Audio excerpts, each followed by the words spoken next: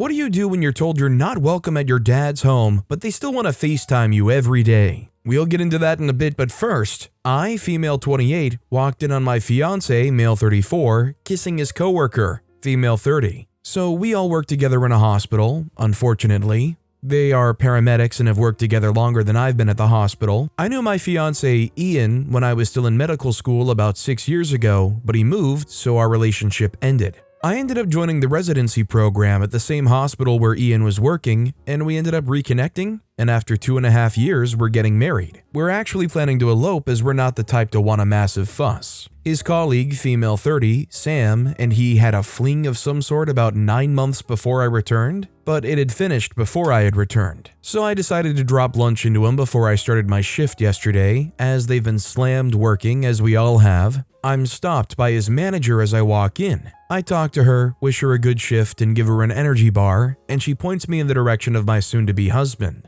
However, when I see him, his lips are locked with Sam's. I left, he ran after me, tried to tell me that he didn't kiss her back. She shocked him, he loves me and can't wait to marry me. I really want to believe him, but I also have respect for myself, and I won't let them make me look stupid. I stayed with my friend last night. Do I trust his word, or... I think I would try to ask around if I could, like, the manager who kind of pointed you in that direction, or maybe any other colleagues that you know that may be working alongside them that may have seen something. I mean, if they were doing that blatantly there that you just saw them like that, surely if there's more to it, they would have seen something, or, them being really close or something. Also, hi, I'm Steven, and if you guys enjoy tricky relationship topics, why not hit those like and subscribe buttons down below? That said, our next story is, how do I confront my 38-year-old female husband, 39-year-old male, about hiding manscaping plus condom? My husband is on a work trip. It was a one-day event, so he could have come back home the same day, but he gave lots of reasons for extending the trip until tomorrow afternoon. Right before leaving, he also spent way longer than normal in the shower. Longest he's ever spent in the shower, in our 12 years, over an hour. There was also a new electronic clipper sound that was different from any of his other tools' sounds. He said it just took extra time to trim his nose hair and his toenails. But there was never any toenail clipping. It's loud, I always hear it. And nose hair trimming wouldn't take as long as he did, so I knew he wasn't being truthful. I also walked in on him sticking something small, noisy or crinkly, square, and silvery white metallic in his backpack when we were getting ready to head to the airport. He zipped his backpack up fast, so I didn't get a good look, but the only thing I could find in our small home that matches the size, color, and sound of the wrapper that he placed in his backpack are condoms. I then took a shower today after he left. I noticed that the drain was clogged and the water was rising in the tub. I pulled out the stopper and found a large mound of his hair. He's never ever manscaped before or shown an interest in it. But after unclogging the drain, I found a manscaping kit tucked away underneath his sink behind some other items which appeared to be brand new with the tags and wrapping barely taken off. He's also come home from a work trip before where he wasn't wearing his wedding ring. I asked why, and he said he dropped it in the bathroom at the airport and didn't have time to wash it, so he stuck it in his bag. Lastly, he recently started wearing really nice outfits, clothes he never wears, every day this week leading up to the trip. When I asked about this, he got defensive and said that no matter what I tried to tell him, I wasn't discouraging him to begin with though, he was just claiming I was. He would wear what made him feel confident. How do I seriously confront him about this? And what if he denies it? I'm so scared to rock the boat with him. I've seen posts where people say to gather evidence before confronting, but he has so many locks on his phone and computer, he's never allowed me access to it during our marriage, so checking there isn't an option. He's always been private, but has been much more secretive lately, making sure his phone screen is completely out of my view when we sit on the couch or are in bed. He also has a separate credit card that he'd had before we were married, and I don't have access to and have no idea what he uses it for, so he could easily make purchases in places without me knowing. If I tag him in photos on social media, he untags himself so it doesn't show up on his profile. I've never heard him mentioning about having a wife while he's on work calls. When I've brought this up, he gets defensive and then shuts his office door during calls. I've never met anyone from his work. He works remotely and travels to his company's office throughout the year. So I guess while there isn't any hard evidence, I think it's pretty clear that there are way too many signs that something is going on, even if he isn't like explicitly cheating. Just the way that he's treating OP in general is like a no-go, is it not? They're like keeping OP as their own little secret tucked away back at home and then living their life elsewhere. I would truly hope that OP's fixated on more than just the cheating if he literally does not want to be seen with you. Our next story is my boyfriend, 40-year-old male, and I, 29-year-old female, just returned from vacation, and he wants us to split every single expense 50-50. Is that fair? Hello everyone, I just got back from my first vacation with my boyfriend. After the trip, my boyfriend wanted us to split the cost 50-50. Even every little thing we bought, like bottled water at the airport or a $3.17 musubi, everything needs to be precisely, like if on the bill he didn't eat that food, he won't share. Or if on the bill I don't drink coffee, he will minus it for me.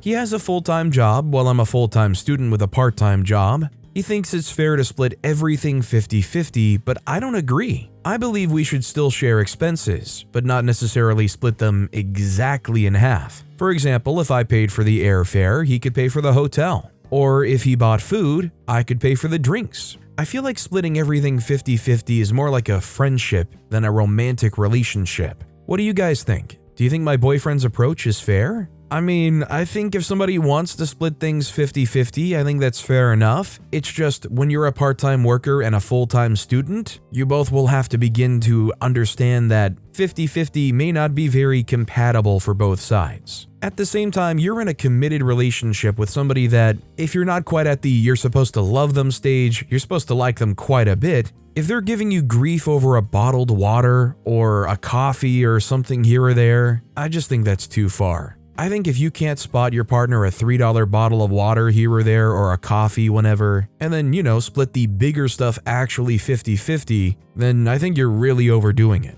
If OP wants this to work, I think they need to sit down with their boyfriend and figure out exactly what their expectations are. No more animosity or confusion if you know exactly how things should be. And if that doesn't work, if you can't come to an agreement, it's probably for the best you know that now before things get more serious. Our next story is my 40-year-old male, girlfriend, 30-year-old female, wants to have a matching tattoo with her guy best friend, 30-year-old male. My girlfriend, 30-year-old female, and I, 40-year-old male, have been living together for almost 5 years already. For context, I'm not a controlling guy. I don't tell her things she can't do. She can go out of the country with her friends, including guys, etc. Last night, she went out to dinner and drinks with a girlfriend and her guy best friend, whom I haven't met. He migrated to another country and was just here for a visit. After a while, she texted me that they're in a tattoo shop choosing a design for a matching tattoo. I told her that I'm not okay with my girlfriend having a matching tattoo with another guy regardless of their closeness. I told her that having a permanent thing like a tattoo is an intimate gesture, and I think that should be reserved to us as a couple. She got mad and told me it's normal. She then made it about me being sexist, that I'm opposing it because her best friend is a guy. This argument went on with her making it about a lot of other things, wherein my only issue was I clearly told her that I'm not okay with my girlfriend having a matching tattoo with a guy other than me. Am I overreacting? Am I wrong to be not okay with it? I'm really starting to question my sanity here. So I think what's important to focus on here is OP has every right to have a personal preference. I'm not saying that OP should be able to dictate and say whether or not she can or can't do something, but I think it's totally fair to say, listen, I personally do not like and do not want for you to have that tattoo. OP can explain the reasoning, but I think it's totally fair to have that opinion. The ball's then in her court. She can go ahead and still do it all she wants, she just knows that it's going against what OP would prefer. But that doesn't mean OP's in the wrong for having a preference on this. To be honest, if it were me in the boyfriend's shoes, I'd probably struggle with this one too. Our next story is my boyfriend, 30-year-old male, wants to make a career switch that could force me, 29-year-old female, to drop out of college. My boyfriend and I have been together since we were 15 and 17. We had our first child at 16 and 18, and since then have had 2 more children.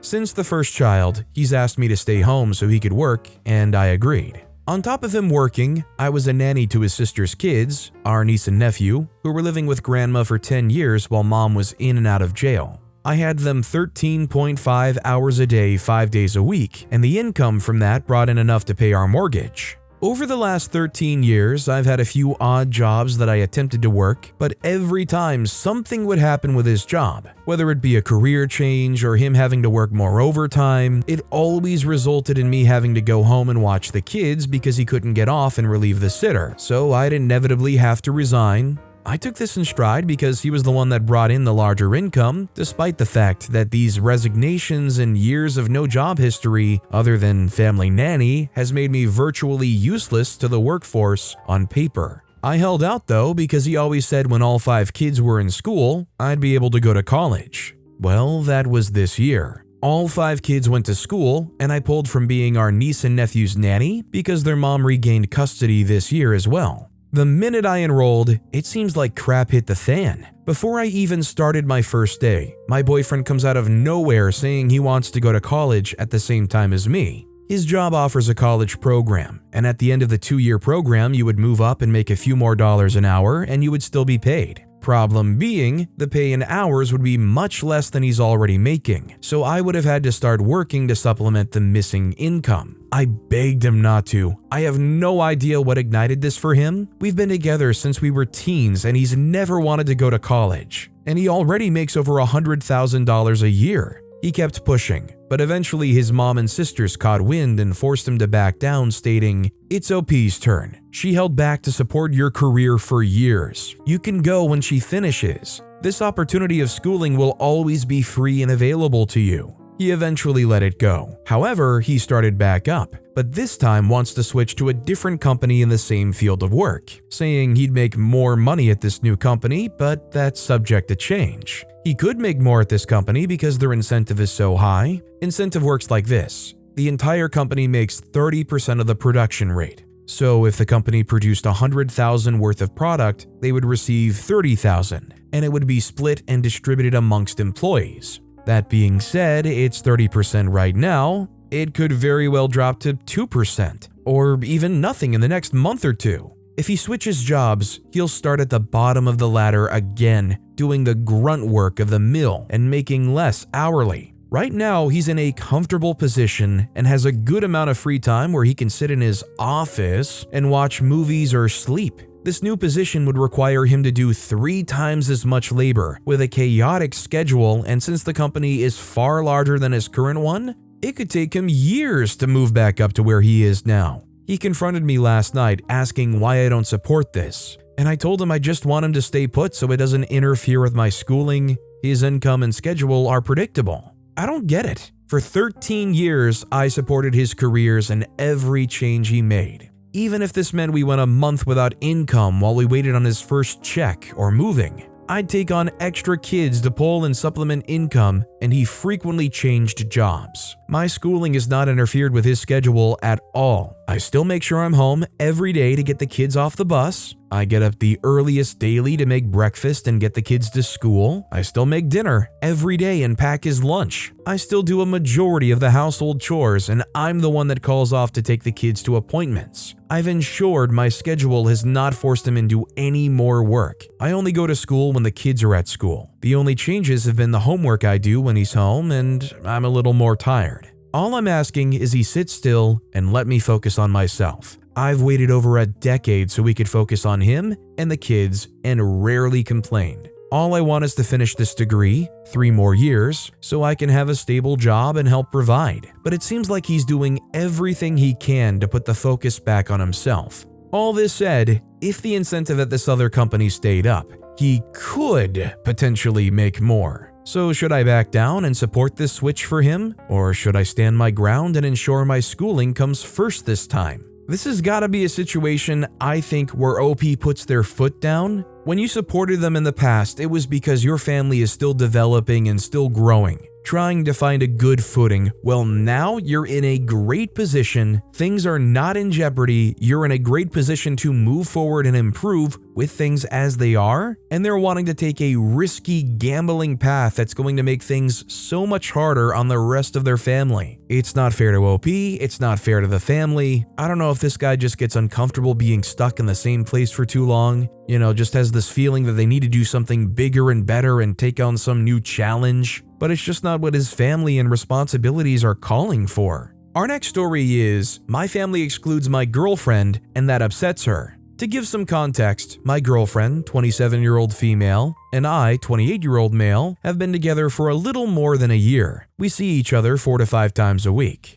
I currently still live with my parents to save money, but I hope to move out soon. My twin sister is living out of town and visits about once a month, and she doesn't like my girlfriend all that much because she thinks that my girlfriend is taking too much of my time and preventing me from spending time with my sister. My family likes to plan things with me, like going to dinner or watching a movie or whatever the case may be as a family. And when I tell my girlfriend that, she feels left out. I stick up for her when my family wants to do something, and I want to invite her, but they don't want her to be there. They just want me. My girlfriend doesn't want to be treated as an option on when she can or can't participate in things with my family. I've tried talking with my parents to be more inclusive, but their argument is that they just want to be together as a family, and that it's nothing personal, but they feel that she's invading our family, as they think she always wants to be involved. We've had this problem for a long time now, and I don't know what to make of it or how to fix it. Because I love my family and I want to spend time with them, but I feel that they aren't as accepting of my girlfriend. And I also don't want to ditch the family plans as well to spend time with my girlfriend because I also want to spend time with my family. Where do I go from here to make all the parties happy? I mean, realistically, I think you have to prioritize one thing or the other,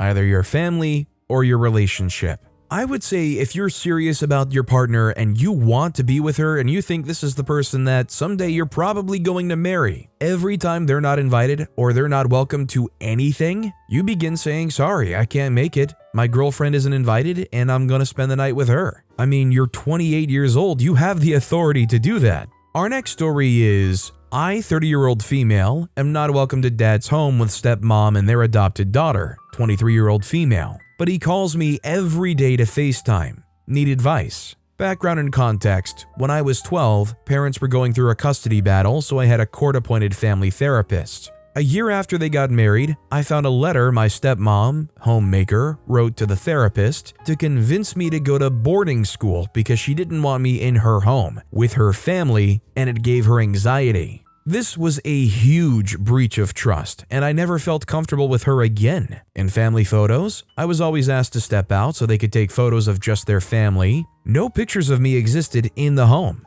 She never referred to me even as her stepdaughter, just as her husband's daughter. When I've come to visit from flying across the world, she doesn't come out of her room even if it's midday. When I was younger and my dad would be at work, I would have dinner with her and her daughter, and they would whisper in each other's ear while I'm just sitting there hating my life. When I was visiting from out of town, it was a normal thing that I would be in the living room while my dad, stepmom, and sister would be in my dad or stepmom's bedroom watching movies where I was not welcome. Boarding school in the end was the best thing to happen for me as I didn't have to live in that environment daily. I wasn't a violent, crazy child or anything. I was hurting, but I didn't do drugs or anything of the sort. My boarding school principal told me never had they seen an application so well prepared and laminated, as if that was a compliment. My stepmom had prepared my application. At 17, my mom died suddenly in a fire. And I thought my dad and his family would try to embrace me more, but it just got worse. I had no one at my high school graduation.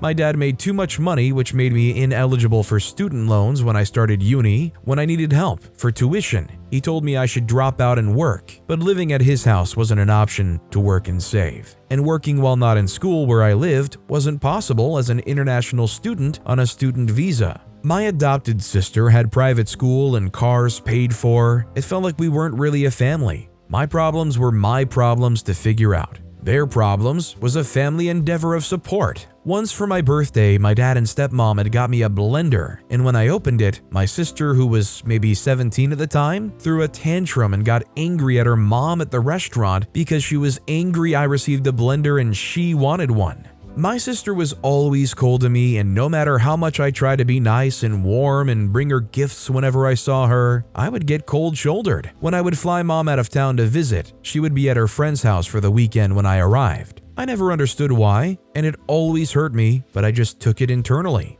A few years ago, I fortunately left an abusive marriage. This was the lowest point in life, and I was sleeping on my friend's floor for 6 months. Going to my dad's house in Hawaii wasn't an option. I felt like I had no one. I would say I wanted to come and visit and recover. My dad even bought me tickets, but then would always cancel the week before. During this time, my sister never once reached out to me, even though my dad told her I had left because of the physical violence. Instead, during this time, I saw she out of the blue added my previous ex-boyfriends she had never even met on social media. It was so weird, and it felt like during my lowest moment, someone was out to get me. I texted her to ask her why she was adding my exes, and she never responded. A few months later, my dad and her came to a family wedding, and the whole time my sister avoided eye contact with me. I sat through a whole dinner sitting across from her where she didn't look towards me once. I was helping my dad download something on his phone when a text came in. "Do I have to be at the hotel when your family's over?" referring to me. I lost it. I know it's not good, but it felt like there were years of internalizing pain came out. I yelled at her and told her what a crap sister she's been. I was crying and yelling, and it was so dramatic, but no violence, no throwing anything, just a lot of tears. It wasn't good to yell like that. She yelled back that I always make sure that she knows he's my father. She's black, so I get that she might have insecurities looking so different from parents and being adopted. Maybe it makes her uncomfortable that we look alike, but when it comes down to it, she has been supported and lived with them her whole life, and I haven't been able to live with my dad since I was 12.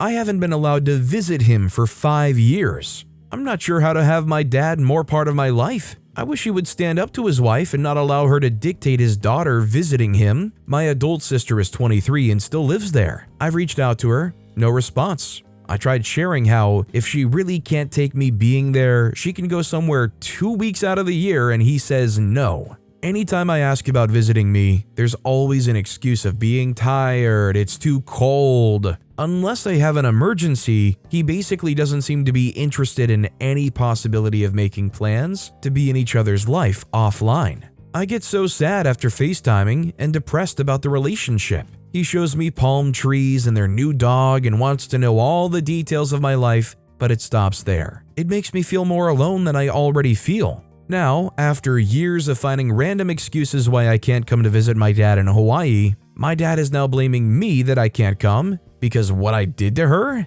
I've reached out to her to apologize for the yelling part, but she never responded. My dad said he can't take me coming to visit in that environment. On his health? But when we're together, the two of us have a wonderful time. But even when my adult sister, 23-year-old female, has spent months traveling, I still wasn't allowed to visit, which makes me think it's a wife issue masked as something else. Throughout all of this, he calls me on FaceTime daily on his walks to chat and talk about politics. If I don't answer, he's worried and sends me texts how I'm doing. In those ways, he's caring, we get along very well and have a lot of the same interests. My brother died of overdose last year, my half-brother, not my dad's son, just on my mom's side, after being homeless for a year. I was his only family member and had to figure everything out. After not seeing my dad for 4 years, him refusing to visit me because he's tired to travel, and I'm not allowed there because God knows what, he finally showed up for me. I was my brother's only living family member, so a lot of responsibility and grieving fell on my shoulders. It was nice because my dad came to be there for me and helped me figure out things for the funeral, and in those ways I get confused because he did show up. He also paid for my plane tickets, car rental, and hotel to get to the funeral. 6 months later, my dad came to visit me again, which was wonderful, to help me move across the country for grad school. I was super happy that he's starting to be part of my life again, and it feels like there's a new normalcy. Advice needed. Now the dilemma. There is no emergency going on in my life right now. No one has died, no one is moving across the country alone and needs help, no one is recovering from surgery or getting married. I am not welcome to his home in Hawaii because he says he can't take the environment and he'll have a stroke if I come, but also makes no plans or has interest in coming to see me. One would take that as he doesn't want a very close relationship, and that's fine. It sucks and it makes me sad, but tons of adult children and parents aren't necessarily so involved in each other's life. But he calls me every day. If I don't answer, he is worried about me. He wants to chat every day about our day and current events, etc. I don't really want a virtual relationship. I want my dad to be a dad offline. He completely disregards how his family treats me and blames me for ruining the relationship with my sister, where I am the reason why I'm not welcome in his home.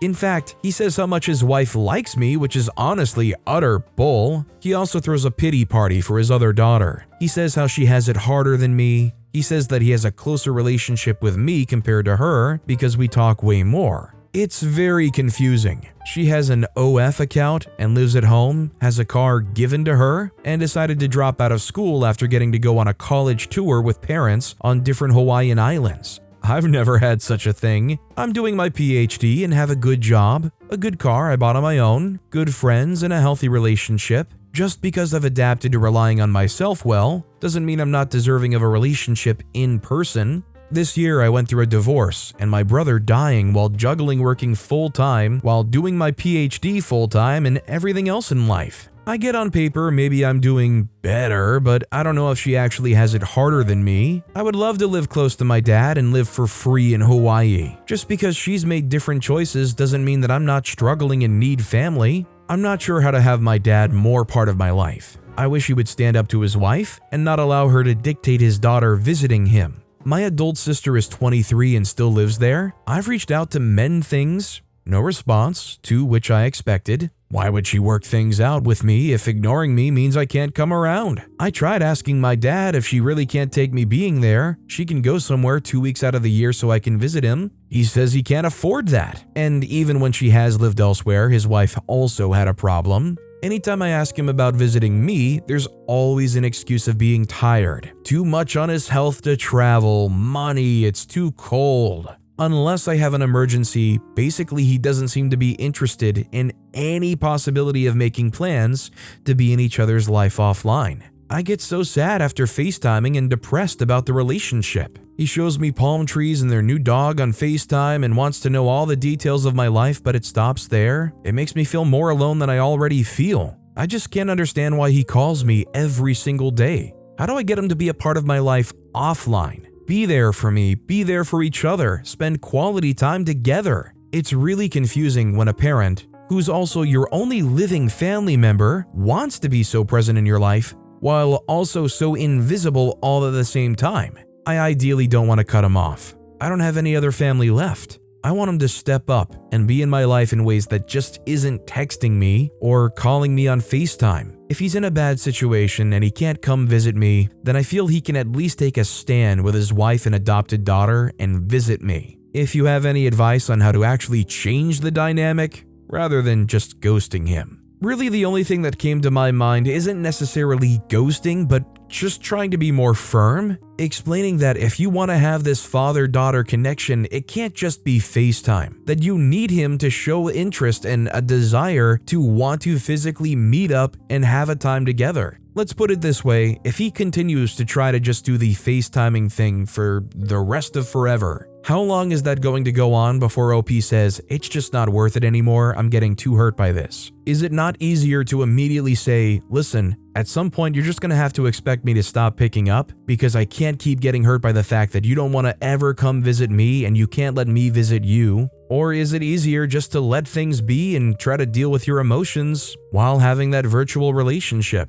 Our next story is, my girlfriend, 20-year-old female, got mad because I, 21-year-old male, suggested her high heels might tire her out. Hi everyone, so I have a beautiful, stunning, and really tall girlfriend. She's 6'1", I'm 5'9", who is the sweetest person in the world. She loves heels so much, but doesn't wear them much because she's A, kinda insecure that she looks too tall in them, and B, doesn't really like towering over me. The other day I bought her really expensive and high heels, much higher than she usually wears them, and she got so excited and happy over it. Last night, while we were about to go to a local festival in town, she asked me whether she should wear the new heels that I got her. She often does this, and I always say yes because I think she looks absolutely gorgeous in them, and I want to be as supportive as possible. However, last night I responded that we are probably going to have to walk a lot, so it's maybe not the best idea to wear really high heels, and jokingly teased her that I'd have to carry your butt like every time. For some reason, she got really sad over it and started arguing. This is really weird because normally she would have understood that this is just usual banter and I'm only messing with her, and would have definitely not started arguing over something so trivial. She started saying things like, "Why can't you be supportive when I'm always so supportive with you?" Which is something I really can't wrap my head around because I'm literally her biggest fan. Anyways, the night kinda got ruined after that, and we even decided to leave early from the festival and haven't been talking much. So I do want to make things right, but I don't understand what I even did. She's the one who always asks me whether she should or could wear her heels, and this is the first time I suggested maybe not, and she created such a fuss over it. On the other hand, I do feel like maybe I could have been more supportive, even though I was literally just trying to look out for her. So how do I fix this? I mean, I think it's all about communication. You just have to try to explain to her as best as you can. It literally was just a comfort thing, that you are literally her biggest fan like OP wrote here, and that you love how she looks in high heels. It's just a lot of walking. I think really the issue here is you have to understand what exactly upset her about the circumstance, and you're probably not going to get that exact answer through Reddit comments. But with that being said, that's all the time we have for today. Now, if you want to hear another crazy relationship topic, check out that video on the left. Or if you missed my latest video, check out that video on the right. That said, I'll see you all next time with some more stories.